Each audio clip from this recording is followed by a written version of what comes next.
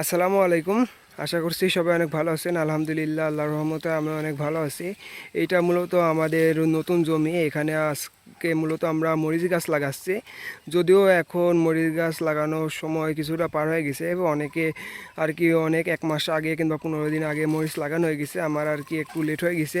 প্রথমে আর কি এখানে ঘাস লাগানোর ইচ্ছা ছিল, পরবর্তীতে আর কি ঘাস না, এখানে আর কি মরিচ লাগাবো। আর আজকে মরিচ গাছ লাগানোর সাথে আপনাদেরকে আমি যতটুকু জানি ততটুকু তথ্য আর কি আপনাদের সাথে শেয়ার করব।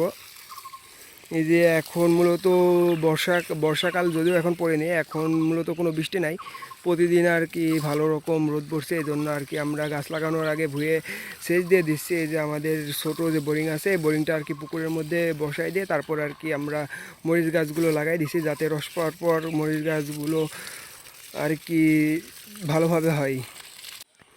আমরা এখানে যে আমাদের মরিচ গাছগুলো লাগাইছি, এখানে এক গাছের থেকে আর এক গাছের দূরত্ব হচ্ছে আপনার 1 হাত। অ্যান্ড এখানে যে সারিটা দেখতে পাচ্ছেন, এক সারি থেকে অপর সারির দূরত্ব হচ্ছে 2 হাত, যাতে আর কি কাজ করা এর মধ্যে সুবিধা হয়। আর মরিচের জাতটার নামটা আমার এখন ঠিক মনে আসছে না, খুব একটা কমন নাম, বাট আমার হচ্ছে গাছের যে মানে মরিচের যে জাত আছে, জাতটার নাম আমার মনে হচ্ছে না।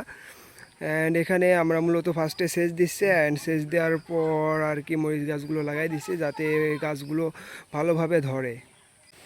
এই সাইডে আমরা মূলত আমাদের মরিচ গাছ লাগানো চলছে। আর দেখতে পাচ্ছেন যে কি পরিমাণ মেঘ লাগছে। এখনও আসরে আজান দিতে 1 ঘন্টা মতো বাকি আছে, আর এখন মূলত মেঘ লাগছে অ্যান্ড প্রচুর পরিমাণে বাতাস হচ্ছে। জানি না আর কি ঝড় হওয়ার সম্ভাবনা অনেক বেশি। আর আমাদের আর কি সম্পূর্ণ ভুঁই লাগাতো কমপ্লিট করতে হবে, ঝড় হলেও কমপ্লিট করার পর আর কি বাসায় যাব। যেহেতু এক সাইডে পানি দিচ্ছি, আর ঝড় হলে অনেকটাই ভালো হবে, দুই পানি মিলে আর কি চারাটা অনেক ভালো হবে।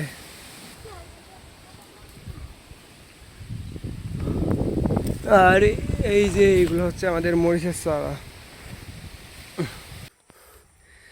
সো এখানে আমাদের মরিচ লাগানো কমপ্লিট, আর মরিচ গাছের সাথে যে আশপাশে বেড়া দেওয়া, বেড়াগুলো দেওয়াও কমপ্লিট হয়েছে।